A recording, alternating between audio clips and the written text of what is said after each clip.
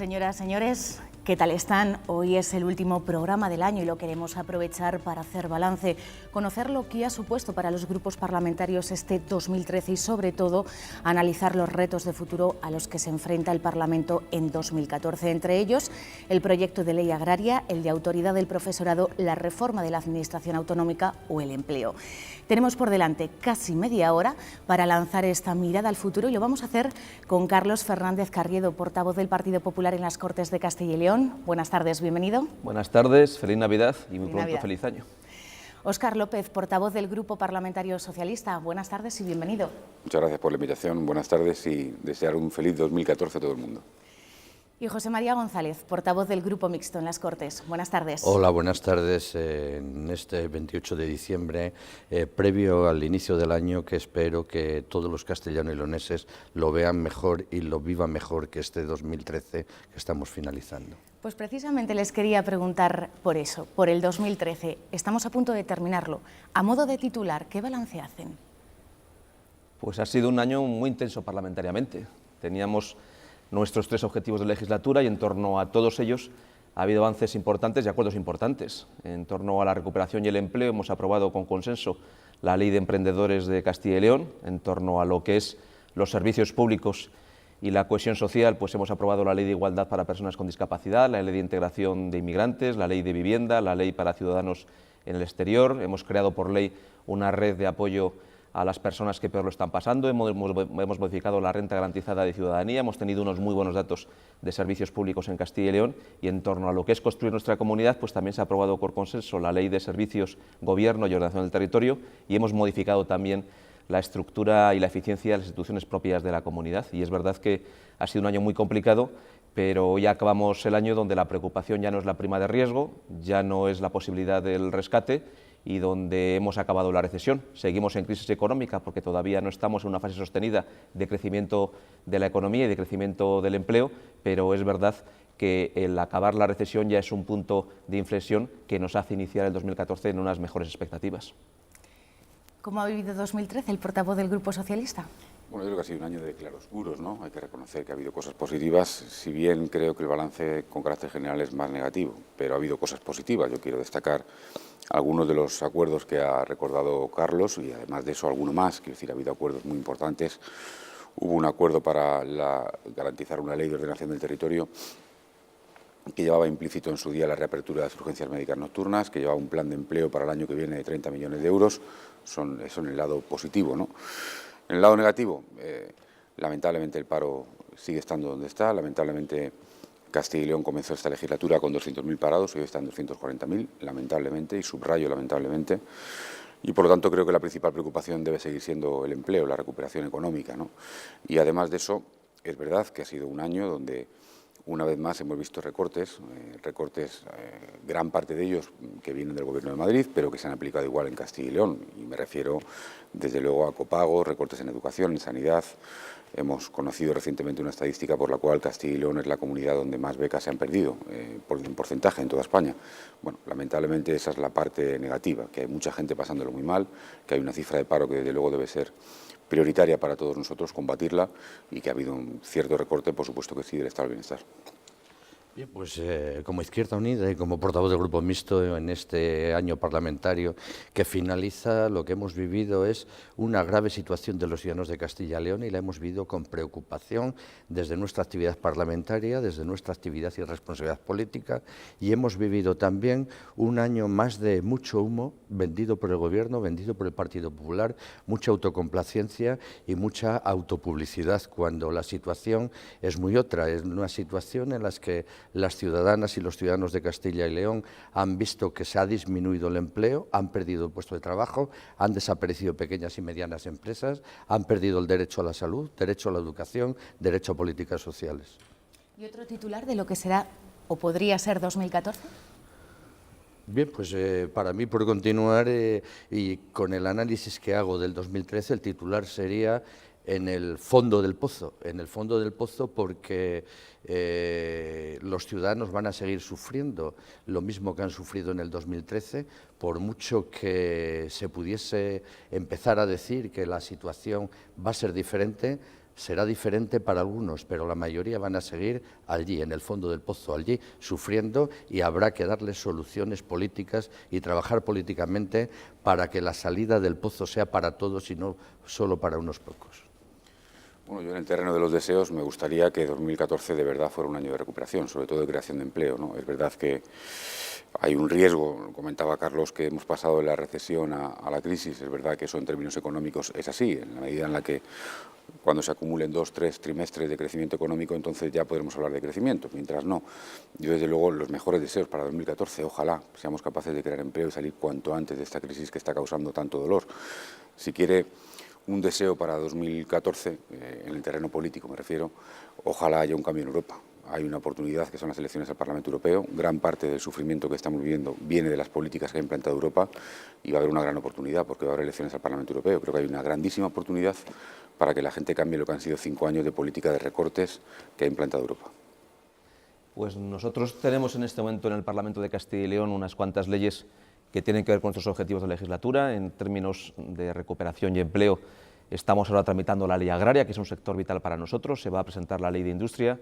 En lo que tiene que ver con los servicios públicos, estamos tramitando la ley de autoridad del profesorado, y en lo que es también las reformas en profundidad, pues vamos a hablar de la ley de transparencia de Castilla y León y la ley de la reforma de la administración pública. Es verdad que iniciamos este 2014 con mucha preocupación porque seguimos en crisis, pero también con algunos datos como el hecho de que Castilla y León cumple su objetivo de déficit, está entre las comunidades menos endeudadas, no hemos tenido que acudir al Fondo de Liquidez Autonómica, tenemos unos servicios públicos de calidad en nuestra comunidad autónoma y las expectativas para el próximo año, según los principales analistas, nos sitúan a Castilla y León entre las comunidades de más crecimiento. Según la Fundación BBVA y según los datos últimos de CEPREDE, Castilla y León sería la segunda comunidad autónoma que más podría crecer en el año 2014. Eso evidentemente no nos va a permitir recuperar todo lo que se ha perdido durante la crisis económica, pero nos puede situar en un escenario ya de crecimiento económico y en un escenario, por tanto, de recuperación de la actividad productiva y, por tanto, de cambio de ciclo hacia un modelo de crecimiento.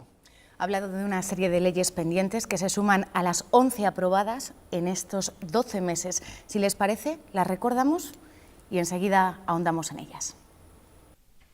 Las Cortes de Castilla y León han aprobado 11 leyes y 2 decretos ley en este 2013. La Consejería de la Presidencia ha sido la más activa, con 4 textos legales. El más importante, el de Ordenación, Servicios y Gobierno del Territorio de Castilla y León, o lo que es lo mismo, la ordenación territorial.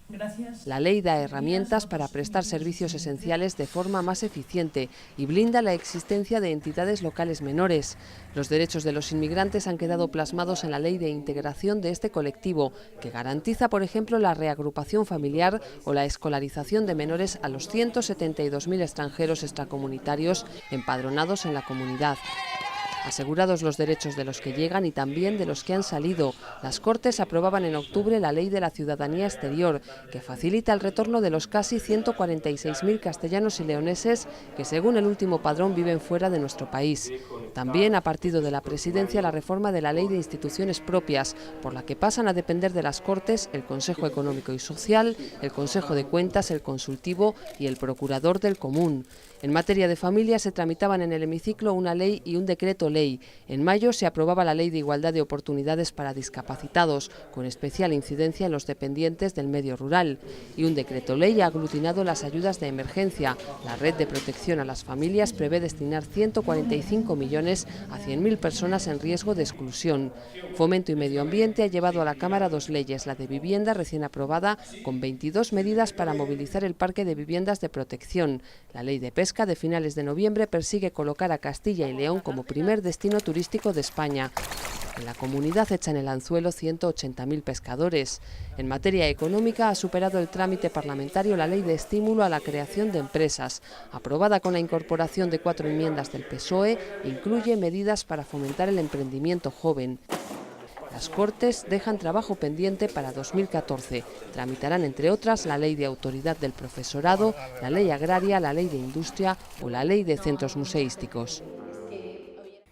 Lo acabamos de ver, sin duda uno de los trabajos parlamentarios que ha copado este año ha sido el de la ordenación del territorio. Aquí hay dos frentes abiertos en estos momentos. Por un lado está la elaboración del mapa territorial y por otro ese encaje con la reforma local que se acaba de aprobar en el Congreso. Como portavoz del Grupo Parlamentario Popular, ¿qué garantiza esta reforma local para una comunidad como la nuestra, con estas características que tiene? Pues lo primero, nuestra ley de ordenación del territorio lo que busca es pensar en los ciudadanos, pensar en los servicios públicos y pensar en cómo somos capaces de prestar unos servicios de calidad en un mundo rural que es muy disperso y que está lleno de muchos pequeños municipios, y el principal riesgo para los ayuntamientos es que ante esa pequeña dimensión sean incapaces de dar servicios de calidad, y lo que garantiza nuestra ley de ordenación del territorio es precisamente eso, y por eso precisamente ha tenido un gran acuerdo parlamentario en las Cortes de Castilla y León entre los principales grupos políticos. Y la ley nacional habla de la eficiencia. Nosotros inicialmente teníamos algunas propuestas muy importantes de reforma respecto de esta ley, porque no nos gustaba que se basara en el coste estándar, no nos gustaba que se pusiera en riesgo la posibilidad de cierre de algunos municipios, no nos gustaba, por ejemplo, que se estableciera la posibilidad de quitar competencias a los ayuntamientos de forma muy relevante, que se pusiera en riesgo la posibilidad también de las entidades locales menores, y esas cuestiones nosotros hemos planteado durante el debate, las hemos cambiado. Ya no se habla del coste estándar, sino del coste efectivo. Ya las entidades locales menores están recogidas, hemos ampliado el plazo para que se puedan presentar cuentas. En fin, yo creo que ha sido muy importante que hayamos tenido una posición de comunidad y que esa posición de comunidad se haya incorporado al debate nacional y que finalmente la ley que se ha aprobado pues recoja estas propuestas desde Castilla y León. Compatibilidad y opinión que no comparten los grupos de la oposición, por las declaraciones que han hecho en los últimos días, evidentemente. Fíjese, más allá de declaraciones, a mí lo que me preocupa es que los alcaldes saben bien lo que viene, saben bien que por supuesto que hay un recorte ahí de servicios, ¿no? Es decir, Castilla y León, la propia Junta de Castilla y León ha reconocido que esto tendrá un coste aproximado de más de 350 millones de euros, y se dice, no, hay un compromiso en el preámbulo de la ley, es decir, sin valor normativo, que dice que cuando se revise en el futuro la financiación autonómica y local, entonces se garantizará.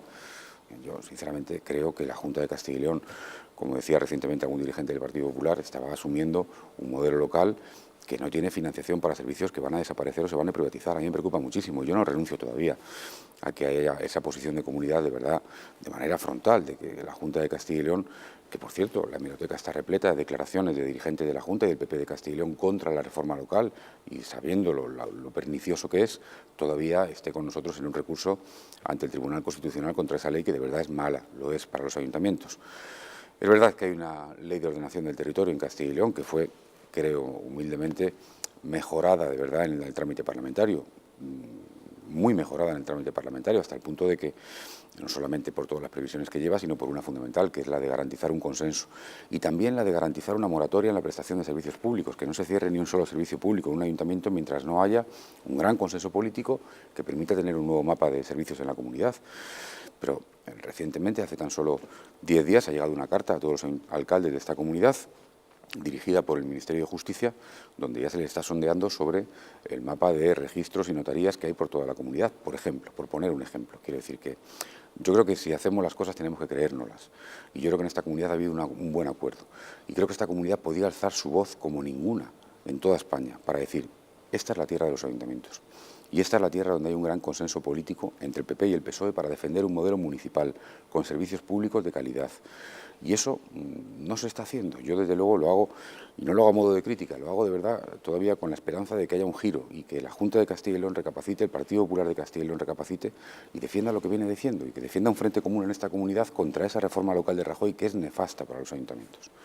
Bien, yo al respecto quiero recordar que por parte de Izquierda Unida y por parte del Grupo Mixto tuvimos en principio una oposición total al debate de esta ley de ordenación, porque entendíamos que debería realizarse con posterioridad a la reforma local que tenía iniciada el Gobierno. Una vez que se inició, hemos estado en desacuerdo con el acuerdo entre el Partido Popular y el Partido Socialista, porque se siguen manteniendo las diputaciones, porque no se ha avanzado en el desarrollo de las comarcas, porque entendíamos veíamos que había elementos oscuros respecto a la reforma local, y yo quiero recordar que en el pleno de debate, en cierto momento yo condicioné mi voto a un compromiso por parte de los partidos mayoritarios que apoyaban esa ley, a un compromiso de ir a un recurso de inconstitucionalidad, así está en el diario de sesiones, cosa que fue totalmente rechazada, muy especialmente, recuerdo, desde la bancada por el presidente de la comunidad, que llegó a decir: ¿acaso pones en duda que lo haremos? Bien, pues yo creo, desde Izquierda Unida, desde el Grupo Mixto, creemos que con la reforma local aprobada por el señor Rajoy, por la mayoría del señor Rajoy, Castilla y León debe ir al recurso de inconstitucionalidad, porque es un ataque al municipalismo, y lo decimos desde una fuerza política que ha estado luchando durante más de 30 años por una financiación para los ayuntamientos diferente, por una autonomía diferente para los ayuntamientos, porque entendemos que el ayuntamiento es la pata del Estado que genera servicios a los ciudadanos, que cumple con los derechos de los ciudadanos desde la cercanía, desde el conocimiento de la verdadera realidad. Eso no se ha hecho con anterioridad por otros gobiernos y ahora está muy difícil. Recurso de constitucionalidad que el Partido Popular se intuye que, y la Junta se intuye que no va a aceptar, ¿no? Porque dicen que esta reforma local ha atendido las demandas de Castilla y León. No lo sé. Sí, así es. Es verdad que nosotros teníamos una posición... Se mantiene el acuerdo por parte de... Es verdad que nosotros hemos mantenido una posición muy crítica respecto del primer borrador de propuesta de la Ley Nacional de Régimen Local, y es verdad que lo que se ha aprobado tiene muy poco que ver con aquel primer borrador. Hay que recordar que en aquel primer borrador se hablaba de reducción del número de concejales, se hablaba de la posibilidad de eliminar ayuntamientos, se hablaba de un límite de solo 3 meses para presentar cuentas por parte de las entidades locales menores, no recogía a la entidad local menor como una administración local más, establecía el coste estándar y no el coste efectivo como elemento básico para el cálculo de los servicios, limitaba mucho los plazos a la hora de coordinar y transferir competencias entre administraciones públicas, y todo esto se ha ido corrigiendo, primero respecto del borrador inicial cuando se aprobó el proyecto de ley, segundo en el trámite del Congreso y finalmente en el trámite del Senado. Y yo creo que la reforma que se ha aprobado tiene muy poco que ver con aquella propuesta inicial, y yo creo que desde ese punto de vista Castilla y León ha salido reforzada porque hemos sido escuchados, y además por primera vez el Gobierno de Castilla y León hizo algo que no había hecho nunca, que es presentar por escrito enmiendas concretas de lo que creíamos, y estas enmiendas además han sido recogidas en su gran parte en el texto definitivo. A la vista de los acontecimientos, ¿mantienen el acuerdo suscrito para sacar adelante esa ordenación del territorio? Porque de lo contrario, ¿qué pasaría con todo el trabajo realizado? No se trata de mantener o no un acuerdo, me explico. Ese acuerdo llevaba implícito, insisto, la reapertura de urgencias, se abrieron, llevaba implícito un plan de empleo para el año que viene, está en los presupuestos, llevaba implícito una ley en Castilla y León que está aprobada. Ahora bien, es verdad que de esa ley se deriva otra ley, que es la ley que tiene que venir, que es la ley que se tiene que consensuar, ley que, ojo, nunca sería fácil, porque es una ley que afecta a los servicios de la comunidad, nunca sería fácil consensuarla. Pero además de eso, mientras exista la ley nacional, para nosotros hay una grandísima dificultad. Por eso queríamos, y lo dijimos siempre, una prueba de lealtad con este acuerdo por parte de la Junta. Y yo quiero hacer una aclaración. Tenemos 35 años ya de Constitución en este país y hay que acostumbrarse a que los gobiernos están por encima de los partidos. Los gobiernos lo son para todos, son el gobierno de la comunidad o el gobierno de España. Y no pasa nada porque haya litigios entre gobiernos autonómicos en función de sus competencias. Es más, recientemente hemos conocido que el gobierno de España estaba dispuesto a denunciar a la Junta de Castilla y León porque la Junta de Castilla y León quería pagar la paga a los funcionarios. Y la Junta de Castilla y León debería denunciar con la misma normalidad al gobierno de España cuando sabe, como sabe, que la reforma local es nefasta para esta comunidad y que van a ser 350 millones de euros, que ya le digo, no los tiene la Junta de Castilla y León, no los tiene, ni los va a tener, y se puede fiar uno de que en el futuro habrá una reforma, pero por el camino habrán muerto servicios y en el mejor de los casos se habrá privatizado. ¿Por qué digo en el mejor de los casos? Porque en algún sitio donde pueda haber beneficios se pondrá de manera privada, pero donde no, desaparecerá el servicio. Por lo tanto, reitero e insisto, a mí me gustaría que esta comunidad tuviera una voz fuerte, esta como ninguna. Esta es la tierra de los ayuntamientos y esta debería ser la comunidad que tuviera la voz más fuerte en toda España contra la reforma local de Rajoy. Bueno, pues volveré a insistir en lo mismo. Desde Castilla y León hay que posicionarse, y hay que posicionarse como comunidad, con una postura de comunidad a favor de los ayuntamientos, y teniendo en cuenta que hemos hecho ya algunos acuerdos en este Parlamento con el tema de minería, con el tema del ibérico, con diferentes temas que a la hora de la verdad no han servido del todo a Castilla y León, pero sí han adoptado una postura de comunidad de acuerdo de los 3 grupos parlamentarios, de los 4 grupos políticos que estamos en las Cortes, y eso da fortaleza y hace que los ciudadanos acaben creyendo que tienen un sistema político en la comunidad que les sirve. De lo contrario, es lo que yo vengo diciendo habitualmente. Da la impresión de que Castilla y León, el gobierno de Castilla y León, el Partido Popular de Castilla y León, baja la cerviz ante el señor Rajoy. Y no estamos ante políticas de partidos, estamos ante políticas de Estado. Y las políticas de Estado deben tener en cuenta a los ciudadanos y a las ciudadanas y no los intereses de cada partido. Todo esto va muy vinculado con la financiación autonómica. No se negociará hasta 2014, pero aquí se está trabajando en postura de comunidad. ¿Cómo van esos trabajos? ¿Cuáles son esas barreras principales que están fijando? Bien, de momento, por empezar de forma diferente, el grupo se ha reunido en varias ocasiones. Desde Izquierda Unida Castilla y León y desde el Grupo Mixto no decimos en ese grupo lo que no hayamos dicho históricamente. Yo quiero recordar aquí que ya Antonio Herreros, anterior portavoz en nombre de Izquierda Unida, hace creo que 20 años, ya planteó unas líneas de financiación autonómica que son las líneas que nosotros estamos defendiendo y donde en estos momentos hay muchas coincidencias con los demás grupos políticos, que es tener en cuenta que en Castilla y León somos la comunidad más extensa de todo el Estado, somos mayor que muchos estados europeos, tiene la población muy dispersa, hay que dar servicios a todos los ciudadanos que están dispersos, tenemos un rico patrimonio que debe ser tenido en cuenta, tenemos un rico patrimonio natural que hay que tener en cuenta, que yo además siempre digo, desde Castilla y León se oxigena la península ibérica, pues todo eso significa que se necesitan mucho más recursos y debe haber una discriminación en positivo hacia esta comunidad. Esas son las líneas rojas que plantea Izquierda Unida y plantea el Grupo Mixto. Pues es verdad que avanza un espíritu de consenso una vez más para defender un modelo que pueda ser positivo para la comunidad. Yo quiero hacer 2 o 3 afirmaciones previas. Uno, de nada sirve un modelo de financiación si a continuación se recortan las partidas como ha ocurrido en los últimos 2 años. Quiero decir, si hay un modelo, pero por la vía de los hechos, el Gobierno de España recorta la financiación en la sanidad o en la educación, en las políticas activas de empleo, como lo ha hecho en los últimos 2 años, pues recientemente en las Cortes de Castilla y León tuve la oportunidad de mostrar los números, más de 1.200 millones de euros que tenían que ser financiación del Estado para competencias que son de la comunidad y que se han recortado en 2 años. Por lo tanto, primera cuestión. Segunda, es verdad que la financiación autonómica se discute aproximadamente cada 5 años en este país y, por lo tanto, toca una nueva revisión del modelo de financiación. A mí me preocupa que se produzca en un contexto de crisis. Seamos sinceros con los ciudadanos. Todo el mundo lo va a entender. Cuando hay menos que repartir, evidentemente es muy difícil que todo el mundo salga ganando. Me preocupa que se produzca en ese contexto. Lo digo para no generar expectativas que alguien pueda pensar que un modelo nuevo genere mucho más recursos para todos, porque estamos hablando de repartir menos. Segunda cuestión. Tercera cuestión. Es verdad que en el modelo de financiación autonómica, y esto lo va a entender cualquier ciudadano, estamos hablando de cómo financiar servicios. No se trata de cómo financiar administraciones, sino de cómo financiar la sanidad, la educación, que están en manos de las comunidades autónomas. Y el problema que hay es que cada comunidad defiende unos principios. No podemos olvidar que el punto de partida son los ciudadanos. Es el número de habitantes, siempre lo es. Y a esta comunidad le penaliza mucho la pérdida de población, le penaliza, porque estamos hablando de igualdad entre españoles, de que a tantos españoles tanta financiación. Se puede entender bien fácil. Es verdad que siempre hemos defendido aquí, y es verdad, y hay que creerlo, que cuesta más prestar la sanidad en el mundo rural, en un mundo disperso, en un mundo envejecido, que en un sitio donde hay una concentración de población o una población más joven. Eso es real, tenemos que defenderlo así.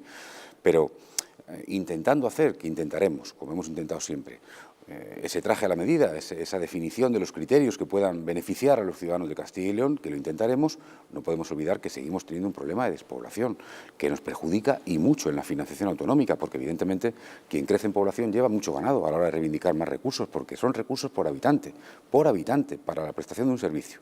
Dicho esto, ojalá alcancemos una vez más ahí una posición de comunidad y ojalá consigamos que algo que decimos y tenemos que creernos, prestar la sanidad o la educación en un mundo tan disperso, tan envejecido, tan rural, con tantos núcleos de población, cuesta más. Creámonoslo y consigámoslo. En estos últimos meses y antes justo de la negociación del modelo hemos conseguido ya algunas cosas para Castilla y León. Conseguimos que la devolución de los anticipos de tesorería a cuenta, en vez de hacerse en 5 años, se hicieran 10. Estos son para el próximo año 2014 180 millones de euros más que tendremos en Castilla y León. se ha conseguido el sistema de pago a proveedores, que ha sido muy bueno para miles y miles de autónomos y de pequeñas y medianas empresas. Se ha conseguido un modelo de fondo de liquidez autonómico que, aunque Castilla y León no ha tenido que acudir a él, da seguridad al conjunto del sistema. Y estos últimos días se ha conseguido que haya una aportación respecto del impuesto de patrimonio, que en Castilla y León va a suponer 40 millones de euros más para el año 2014, que inicialmente no teníamos previsto y que suponen incrementar el volumen total de recursos para el próximo año. Nos enfrentamos hoy ante un modelo en el que, sin duda, pues estamos todos unidos en la defensa de los criterios que creemos más importantes para nuestra comunidad y ante dos riesgos. Es verdad que, como se ha dicho, un modelo que se negocia en un momento de crisis económica es más complicado, porque generalmente cuando hay más dinero para repartir, casi todo el mundo puede ganar. Actualmente, con una crisis económica, pues es un riesgo para todos, porque cada cual defiende sus intereses y va a ser muy difícil avanzar en un acuerdo para todos si no hay crecimiento económico. Y, en segundo lugar, porque hay un desafío nacionalista en Cataluña, en una comunidad autónoma, cuyos niveles de exigencia, pues sin duda, complican el debate, y todo ello aderezado con propuestas que también ponen en riesgo el principio de solidaridad, como pudiera ser, por ejemplo, el federalismo asimétrico. Nosotros tenemos claro que el modelo tiene que garantizar la igualdad para todos los españoles, la solidaridad como principio básico de todos los españoles, e incluir también todos los principios que aumentan el gasto público en algunas comunidades autónomas, como es el caso de Castilla y León, fruto de nuestra mayor dispersión territorial, de nuestra extensión y de nuestra mayor esperanza de vida. Si me lo permiten, recordamos también los acuerdos a los que sí ha llegado a lo largo de este año y seguimos. Castilla y León es tierra de diálogo y, como fiel reflejo de la sociedad, las Cortes han acumulado en 2013 más de una veintena de acuerdos unánimes. Arrancaba el año frío como el tiempo, pero a primeros de marzo, una sola sesión plenaria arrojaba 3 votaciones al unísono. Los grupos acordaban pedir al Gobierno que ampliase el plazo para que las entidades locales menores presentasen sus cuentas, para que mantuviese y mejorase el actual sistema de farmacia ligado a la titularidad del comercio, y la petición a la Federación de Municipios y Provincias de la eliminación del impuesto de plusvalías a los desahuciados. Unanimidad en 3 de las 4 proposiciones debatidas. Una jornada que se repetiría unos días después con la defensa cerrada del sector minero, el papel de las juntas vecinales y los paradores de turismo de la comunidad, aunque no siempre estos acuerdos han tenido respuesta del Ejecutivo de Madrid. En el caso de los paradores, el Gobierno de Rajoy solo accedió a flexibilizar el calendario de apertura del de Villafranca del Bierzo. Pero no solo de resultados viven las Cortes, y no hay 2 sin 3. En mayo los procuradores volvían a sonar con una sola voz en otros 3 asuntos importantes para Castilla y León: la defensa de nuestro campo en la reforma de la PAC, la compensación a las universidades públicas por la bajada de ingresos y una propuesta de comunidad para evitar desahucios. El mantenimiento del empleo ha tenido también peso específico, asunto de máxima prioridad. Por eso los grupos acordaban en comisión el apoyo a los trabajadores de metales extruidos, y en el hemiciclo se votaba en pro de las térmicas.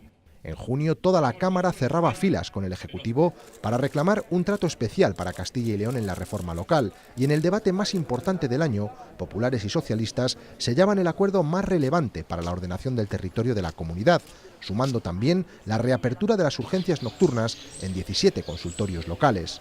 Al apoyo unánime a la red de protección a las familias, las Cortes han sumado la oposición frontal al copago ambulatorio y han plasmado una postura de comunidad para la modificación de la financiación autonómica. Los procuradores han pedido a la Junta que inicie el diálogo con los sindicatos para pagar a los funcionarios la parte devengada de la extra de diciembre de 2012, que modernice la ley de coordinación de policías locales y que facilite los espectáculos taurinos, y han reclamado al Estado que mantenga la incompatibilidad entre abogado y procurador. A la vista de estos acuerdos tenemos muy poquito tiempo. Como grupos parlamentarios, minería, sector ibérico, paradores, ¿se sienten escuchados en Madrid? Porque muchas de esas reivindicaciones se dirigían al Gobierno central. Sí, escuchados siempre, otras cosas es atendidos. Y atendidos en algunas ocasiones sí, y en otras no. Hemos sido atendidos, por ejemplo, cuando hemos hecho nuestra reclamación respecto del ibérico, que finalmente la posición de Castilla y León ha sido escuchada. En la cuestión de paradores, pues al final la mayor parte de los que pedíamos que se mantuvieran abiertos se consiguió. En lo que tiene que ver con pasar de 5 a 10 años, esos 180 millones de euros para el modelo de financiación también se consiguió por parte de nuestra comunidad autónoma. En todo lo que está siendo el retraso en lo que es la aplicación de un nuevo modelo de demarcaciones judiciales tenemos una posición de comunidad y también ha sido escuchada, y atendida, y donde todavía no estamos siendo escuchados en algunas materias y ni atendidos, en este caso, como pueda ser la minería. Y yo creo que por eso es muy positivo que tengamos una posición de comunidad. Yo creo que tanto el Gobierno de Castilla y León como las Cortes de Castillación están demostrando una defensa muy clara de los intereses de esta tierra. En muchas ocasiones hemos dicho alto y claro lo que defendíamos para nuestra comunidad. En algunas ocasiones se nos ha atendido y en otras no. Y cuando no se nos atiende, también lo decimos, también lo manifestamos y también lo reiteramos. Pues sinceramente creo que no, y explico por qué. Ya le gustaría a muchos presidentes autonómicos llegar a Madrid con el consenso que alcanza Herrera en muchos temas en la comunidad. Ya le gustaría a muchos. Es que la legitimidad que tiene llevar una posición de comunidad, por ejemplo, en relación con el carbón, donde han estado detrás agentes económicos y sociales y todas las formaciones políticas, es brutal. Pero brutal quiere decir brutal, es que se puede ejercer con toda contundencia en Madrid. Es que tener una posición de comunidad económica, social y política tiene que tener consecuencias, porque de lo contrario se genera mucha frustración. Porque un ciudadano de Castilla y León que lee en un periódico que ha habido un acuerdo en las Cortes de Castilla y León para garantizar el futuro del carbón, sencillamente entenderá que ha habido un acuerdo y que se va a garantizar el futuro del carbón. Es más, seguramente muchas de las personas, y a mí me preocupa mucho eso, que lee esas noticias, seguramente desconozca el régimen competencial, que hasta dónde puede llegar la Junta y dónde no. Lo que ve en un periódico es que ha habido un acuerdo de las principales fuerzas políticas en las Cortes de Castilla y León, y eso tiene que tener más efectos, porque si no, genera un efecto que es el contrario, que es el de la frustración, el de que la gente vea que se hacen acuerdos que no valen para nada, y a mí eso me preocupa muchísimo. Por eso me he dicho y se lo he reconocido al presidente Herrera, muchas veces acuerdos que hemos alcanzado en la comunidad sobre competencias de la comunidad han tenido más efectos, lo tengo que reconocer. Por ejemplo, cuando se alcanza un acuerdo para reabrir las urgencias médicas, se han reabierto las urgencias médicas. Eso es lo que hace que se recupere el crédito en la política, cuando se dice una cosa y tiene una consecuencia. Lo contrario genera mucha frustración, que la gente vea que hay un acuerdo para garantizar el futuro del carbón y que luego no tiene efectos.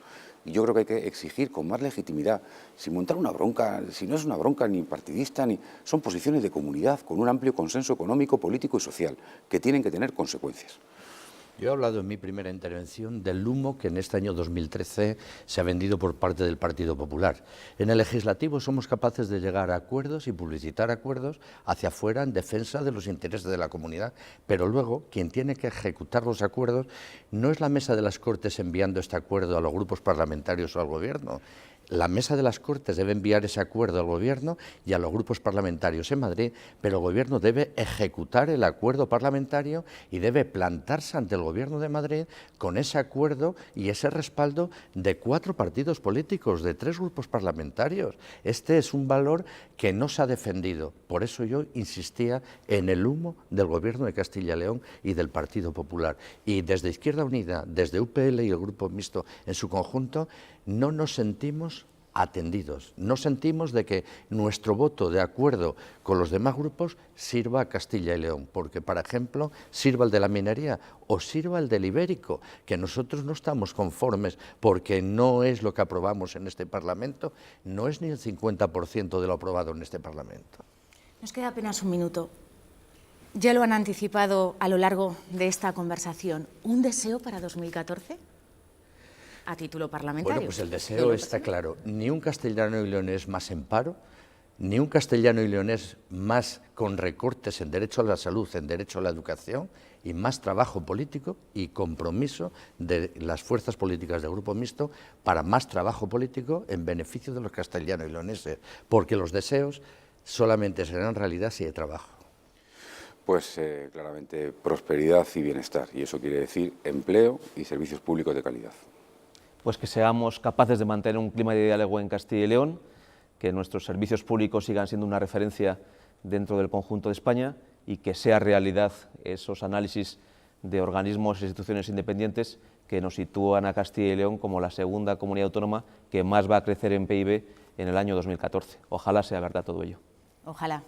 Carlos Fernández Carriedo, Óscar López, José María González, muchísimas gracias por compartir unos minutos con nosotros y feliz año. Feliz año. Buenas tardes.